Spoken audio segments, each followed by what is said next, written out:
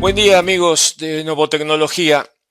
Al día de hoy, delante de nuestras propias narices, se está librando una verdadera carrera evolutiva entre los antibióticos y las bacterias. Esta carrera evolutiva se desarrolla tal vez muy cerca de nuestra casa, en los hospitales. Los hospitales constituyen el escenario donde se encuentran las criticidades del sistema. ¿Por qué? Porque concentran pacientes vulnerables, procedimientos invasivos y sobre todo microorganismos y un elevado consumo de antimicrobianos. ¿Cuál es la respuesta de las bacterias, hacerse más resistentes? Y esto se transforma en una verdadera carrera armamentística.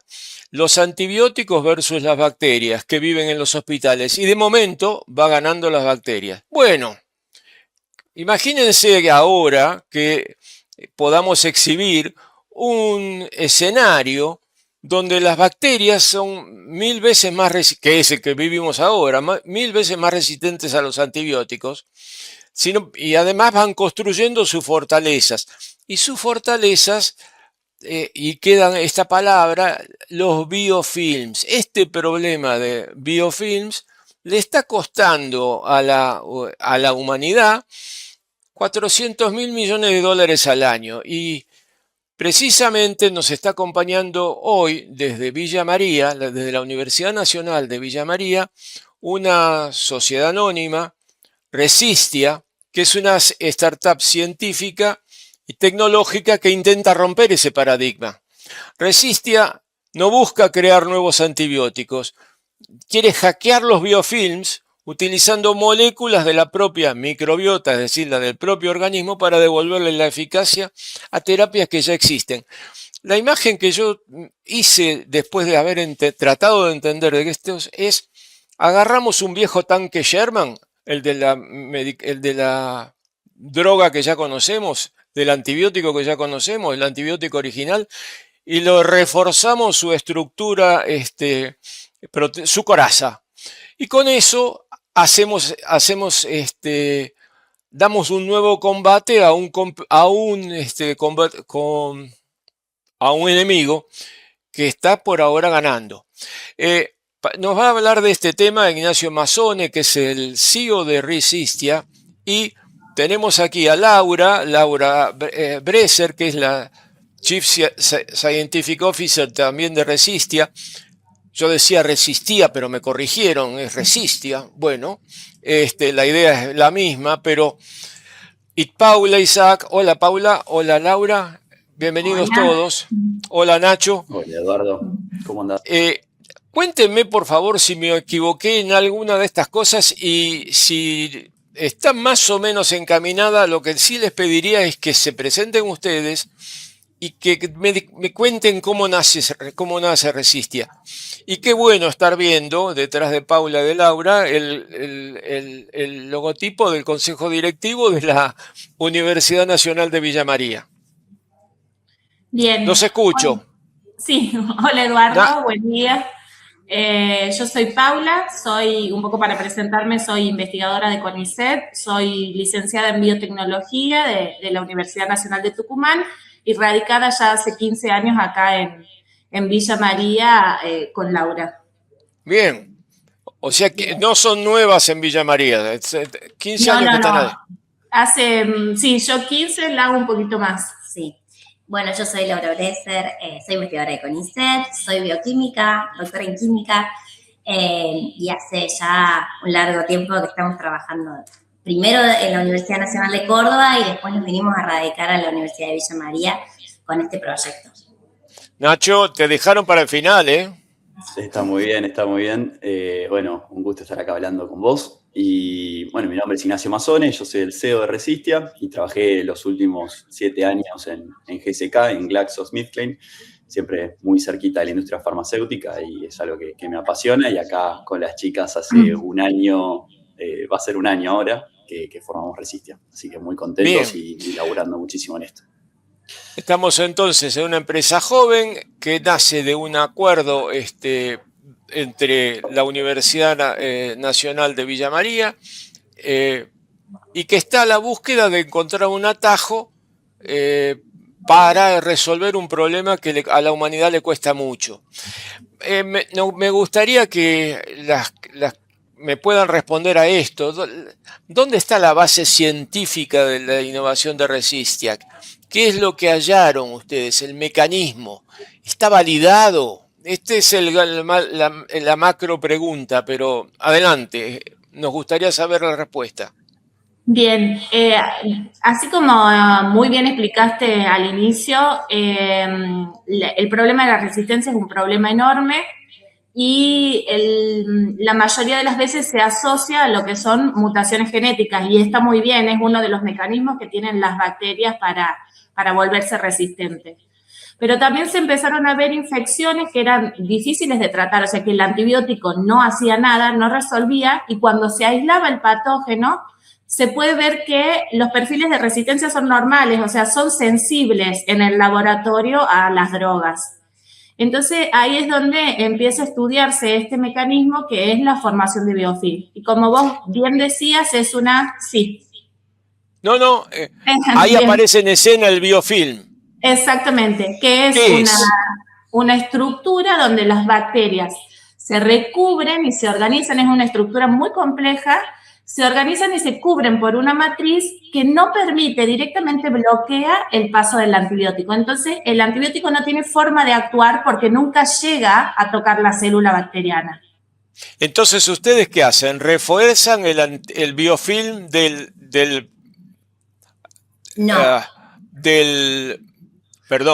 antibiótico tradicional? Nosotros lo que hacemos básicamente es a esta estructura tan compleja en la que es imposible predecir, estudiando las bacterias en su forma libre, es ponemos compuestos o aislamos compuestos que rompen esta estructura y ahora dejan a las bacterias en su forma libre. Y cuando quedan en su forma libre, ahora son atacadas. ¿Cómo se vio eso? Estos biofilms se han descrito no solamente en la salud, se han descrito en la industria alimenticia, en la industria pesquera, porque es esta característica que tienen las bacterias para quedarse y anidarse en un lugar y volverse crónicas, que es muy difícil de eliminar. En el cuerpo, las infecciones crónicas están asociadas a la formación de biofilm. ¿Por qué? Porque esta matriz hace que, primero, los antimicrobianos no lleguen a los centros o a los cores de estas bacterias, y por otro lado, el sistema inmune no las puede reconocer, entonces no las puede detectar y no las puede eliminar. Entonces, esto está asociado a la cronicidad de una infección. Cuando vos... Perdón. No, disculpa. No, cuando están libres, ahora se empieza a montar una respuesta inmune frente a eso, y además los antibióticos los pueden captar rápidamente, porque están libres en solución, entonces los antibióticos llegan en su totalidad a encontrar estas bacterias. ¿Y eso está validado? Digo, ¿existe ya alguna validación o van en camino de una validación? Porque estamos hablando de una, ¿cómo diría? De un camino en el cual ustedes se van a encontrar con tremenda cantidad de competidores. Digo, ¿hay principio científico que nos está ayudando ya a continuar? El primer desafío que teníamos nosotros era validar un poco este problema, Eduardo, porque cuando hablábamos con la gente de la clínica, en investigación es muy conocido el problema del biofilm, no así en la clínica.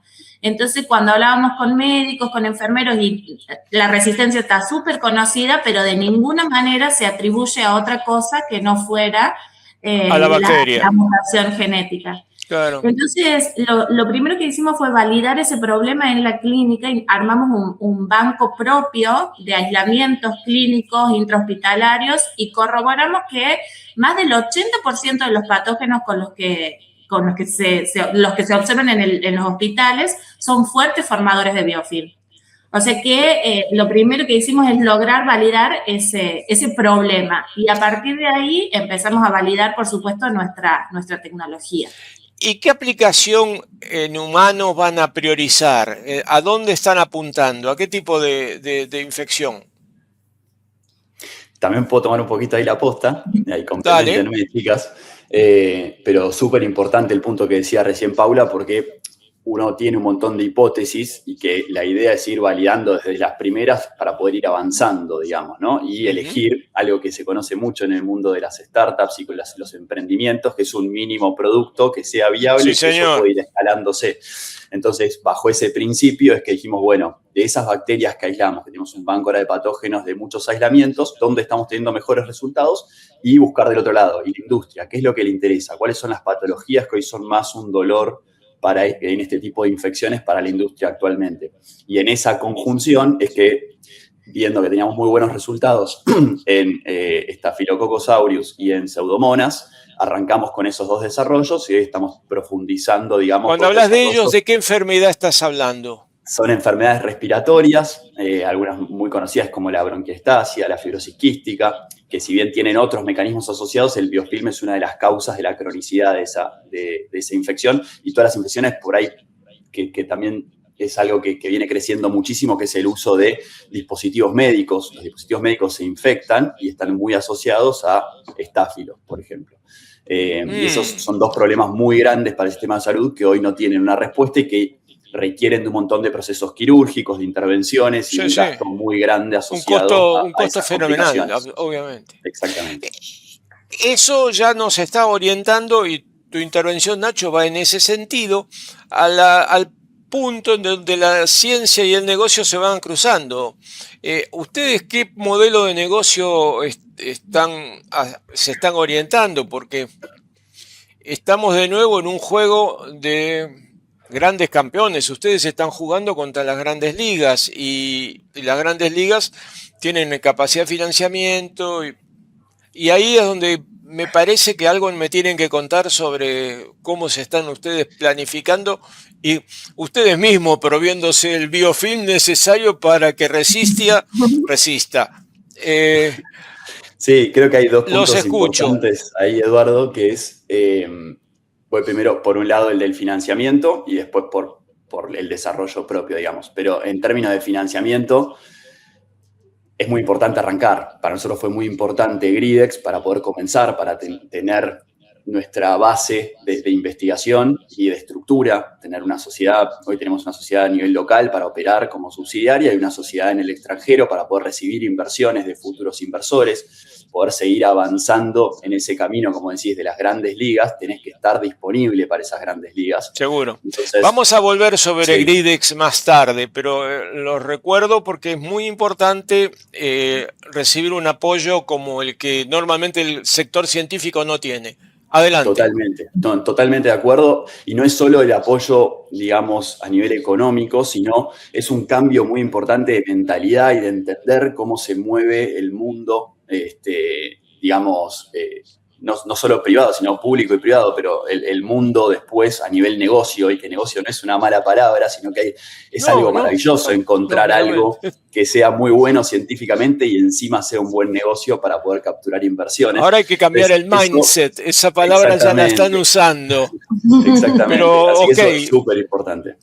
Los prejuicios tenemos que cambiar, pero adelante. Entonces, el segundo punto por ahí que quería mencionar, Eduardo, que me parece que es muy relevante, es justamente si querés jugar en esas ligas, es ir o acercarte a donde se está teniendo estas conversaciones. Y nosotros desde el primer momento es que nos fuimos a los congresos especializados en esto, a tener conversaciones con médicos que se especializan en esto, con las farmas que tienen pipeline hacia este tipo de patologías. Entonces, entender qué es lo que hay del otro lado, juntarte con esa gente y ahí armar una propuesta. Y ahí es donde nuestra propuesta tiene como una vuelta innovadora o disruptiva, que es: no queremos ir con una molécula nueva o lanzar un antibiótico más, porque sabemos que hay muchas chances de todas las alternativas que se vienen trabajando que genere de vuelta resistencia, y eso hace que también sea un mal negocio. Entonces, por eso nuestro planteo es revitalizar los antibióticos que son más seguros, que sabemos que funcionan, de una forma donde evitemos que genere resistencia de la mejor manera posible. No sabemos, obviamente no es muy difícil predecir cómo se va a comportar la bacteria, pero tiene ciertos mecanismos muy importantes que las puedo dejar las chicas que complementen, que hacen que no genere resistencia en el corto plazo, o como lo hacen los otros antibióticos, que es más fácil. Ahí es donde ustedes están construyendo la coraza para los viejos tanques Sherman. ¿Hay algo que ustedes puedan agregar a esas afirmaciones de Nacho? Sí, un poquito, esta es la parte que nos cuesta explicar sin ser tan científicas, pero es importante decir esto, reforzarlo de Nacho, en que cuando nosotros buscamos este tipo de actividades, que las llamamos actividades anti-biofilm, directamente buscamos sin capacidad de matar a la bacteria. Y esto por ahí es difícil de entender. Nosotros, nuestro mecanismo, o sea, el de nuestras moléculas, es interferir en la comunicación que tienen las bacterias malas, le digamos. Las nuestras, las buenas, interfieren en la comunicación de las malas y simplemente desarman ese biofilm. Y por ahí si alguien me escucha del otro lado, me dice, che, no me sirve que no me mates porque tengo una infección. Pero en realidad, al no matarte, yo no estoy ejerciendo presión selectiva. Y eso es lo que evita que se genere la resistencia a futuro. Interferís en las comunicaciones. Es lo mismo que haces cuando hay una situación de guerra. Lo primero que hacen es hacer un apagón exactamente. Hacemos eso, cortamos la comunicación entre las bacterias, que en el biofilm la comunicación es súper importante, y eso hace que se termine desarmando ese biofilm y expone a las bacterias nuevamente. Vuelvo con vos, Nacho. ¿Apuntan entonces a qué? ¿A un mecanismo B2B? Bueno, ¿es así? Lógicamente, ¿Es sí, nacional? B2B. ¿Es internacional?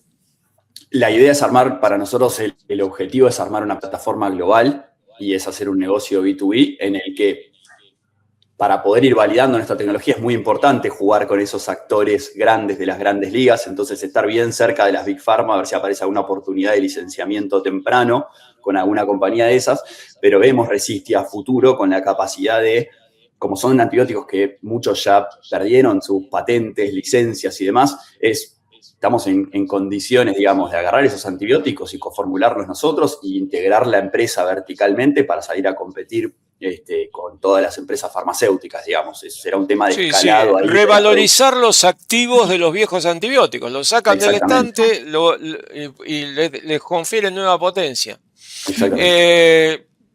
Suena a muy interesante. Ahora, díganme esto, porque para que esto funcione, ustedes tienen que ser más de 3. ¿Y cómo se asegura un equipo? Claro, estando en la Universidad Nacional de Villa María, estoy seguro que apoyo van a tener en cuanto a nuevos científicos que de pronto capturen el espíritu. Pero, ¿y qué con lo demás? ¿También somos necesarios los contadores o los especialistas en propiedad intelectual? Eso es la sostenibilidad en el futuro. Esto no se hace solamente con tres profesionales entusiastas. ¿Existe esa sostenibilidad? ¿Existe ese equipo? Sí, por supuesto. ¿Es proyectable en el tiempo?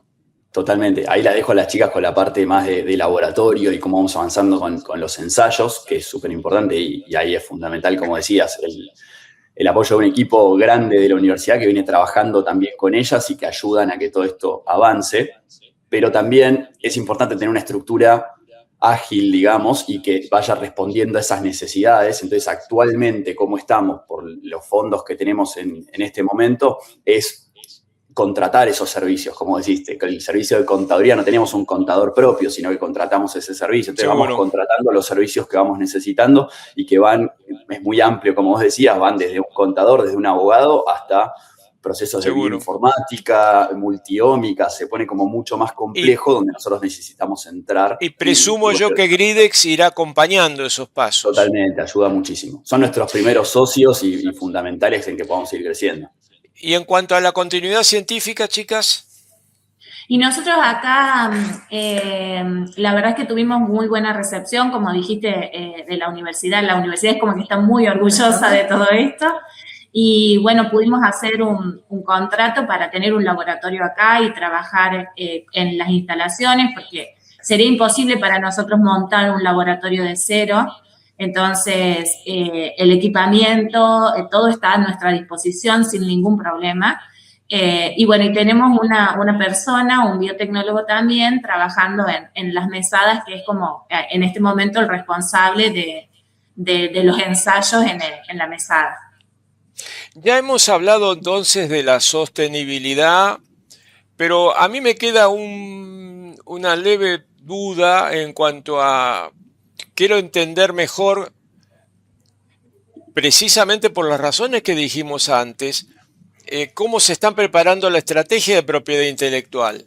¿Es solamente nacional? ¿Están buscando un mecanismo internacional? ¿Qué nos pueden adelantar, al menos dentro de los límites que pueden hacer reservarse para ustedes? ¿Cuál es la estrategia que ustedes tienen en ese sentido? Porque sobre esto está basado la internacionalización de esto y me imagino las acciones siguientes. Totalmente. Sí, ahí, Lau, si querés, complementame, pero un comentario me parece importante para dar pie a todo el laburo que estamos haciendo de propiedad intelectual, que es súper complejo y vamos aprendiendo también sobre la marcha, porque hay muchos actores ahí involucrados, pero sí que me parece muy importante recalcar que la propiedad intelectual es mucho más que entender cuál es la tecnología y cómo la tenés que diseñar o desarrollar y proteger, sino que requiere toda una estrategia. Lo que aprendimos desde un momento muy temprano también, gracias a Gridex y a colegas que están en startups, es que requiere una estrategia detrás. Entonces, también es muy valioso entender que no es lo mismo la propiedad intelectual con fines académicos que la propiedad intelectual con fines de licencia o de negocio. Entonces, ese es como el primer punto que es importante entender, que es a nivel estrategia. Y después, obviamente, que hay pasos más prácticos donde, Lau, si querés contar un poco más, pero hay toda una cuestión a destrabar y acordar para que podamos hacer esa transición hacia el mundo cuando querramos licenciarlo, etcétera, que es en lo que estamos trabajando. Sí, eso me interesaría saber si ustedes cuentan con apoyo internacional en ese sentido. Bueno, actualmente estamos trabajando con diferentes mentores y con diferentes equipos de propiedad intelectual porque estamos pensando en una propiedad intelectual que es más compleja. He pensado en una estructura de patentes y en secretos industriales porque parte de todo esto es aislado de la naturaleza, entonces entra dentro de bajo diferentes paraguas que no es todo potencialmente patentable per se, pero sí en formulaciones finales y sí en aplicaciones, entonces es mucho más complejo que solamente decir tengo una patente. Sí estamos pensándolo en una estrategia global, porque en este sistema de negocios estamos pensando en capitales internacionales, además de nacionales, porque podría decir que están en una estrategia de PST.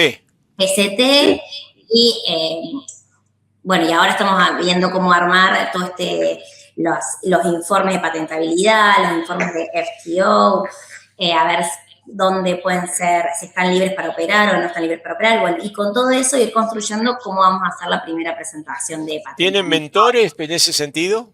Sí, estamos trabajando muy bien con nuestros mentores. ¿De dónde son? De la Universidad Austral. Y actualmente con la Universidad Austral. Estamos trabajando con un grupo de especialistas que aparte están en una maestría de propiedad intelectual, muchos docentes involucrados ahí, muy generosos con su tiempo y con todo para poder apoyarnos. Eso la verdad que es muy valioso. Muy valioso. Esto no se puede hacer solo. Esto es algo muy diferente a lo que es la ciencia básica, que es uno tiene una idea y trata en puertas adentro en su laboratorio con gente que conoce, tratar de sacar la idea adelante. Esto es más puertas afuera que puertas adentro. Tenés que empezar a salir a ver con quién te podés y te empezás a asociar con todos para ver si entre todos podemos ir juntos a la idea. Y hemos encontrado en la parte personal mucha generosidad para que las cosas funcionen. Todo el mundo quiere tratar de decir, che, la idea está buena, vamos, intentémoslo entre todos, a ver cómo te ayudo yo. Yo no, esta parte no la sé, pero te paso con otro mentor. Y vas empezando a hablar con diferentes actores que la verdad que son súper enriquecedores. Eso lo que indica es una atmósfera cultural nutritiva que enriquece este tipo de cosas. Ahora bien, al momento que esto esté planteado como negocio y tenga muy claro Resistia ya está empezando a operar, necesariamente tienen que entrar en el mundo de los negocios y la primera que tiene que mejorar su biofilm será Resistia precisamente. Si no, esto acaba en buenas intenciones. Pero sí, agrego un comentario bien breve de Eduardo sobre eso, que también fue muy importante haber participado, como decís, a nivel global. Entonces, entrar a jugar con esas grandes ligas. Participamos y tuvimos un mentor también en el MIT, en Boston, donde nos pudo dar como la mirada global. Y eso para nosotros también fue crítico, porque no es lo mismo tener solo soporte local que tener soporte global. Las dos cosas son Buen necesarias. punto. Desde lo Es global haber tenido... arrancás, pero desde lo global entendés la visión y hacia dónde tenés que ir. Entonces, para mí eso fue... Lo tenés a Guardiola ese punto me parece central y bueno, me encanta escuchar que ya están preocupados. ¿Por qué? Porque le están transmitiendo a otros innovadores precisamente las prevenciones que ustedes han tomado.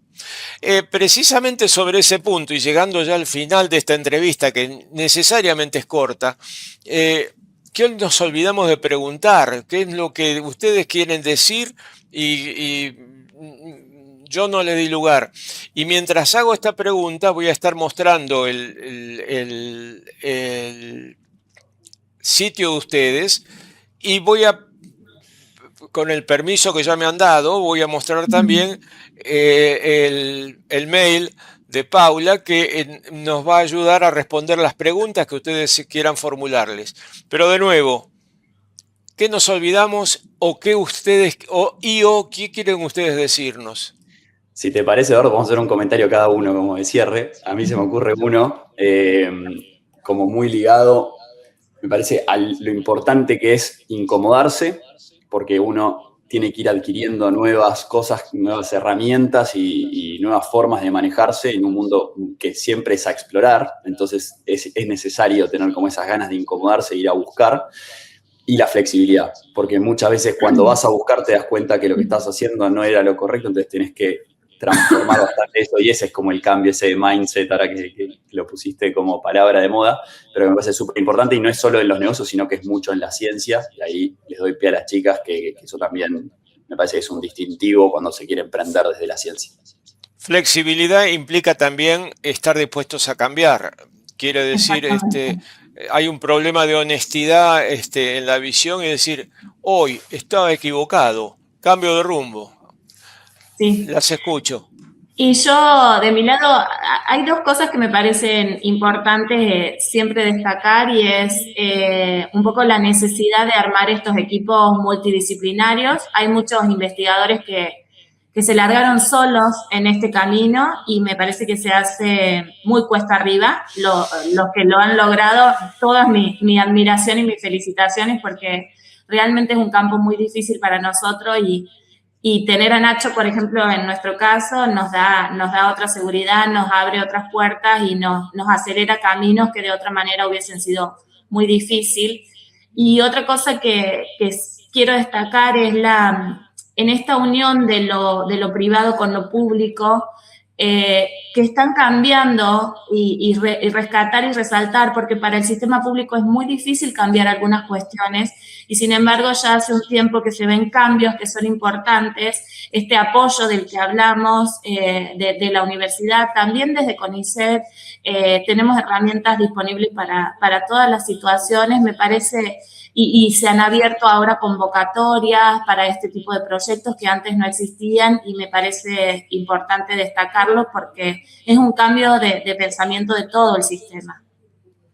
Y hacer eso digno de la confianza que toda la sociedad está poniendo en ustedes, con lo cual volvemos a nuestro casi lema de estas entrevistas, hagan todo lo que ustedes quieran, pero lo que sí no pueden hacer es bajar los brazos y rendirse. Muchas gracias por su tiempo y valoramos enormemente su contribución y desde ya los comprometemos a que en el próximo paso de innovación Resistia nos avise. Muchas gracias, Eduardo. Un gusto. Un gustazo.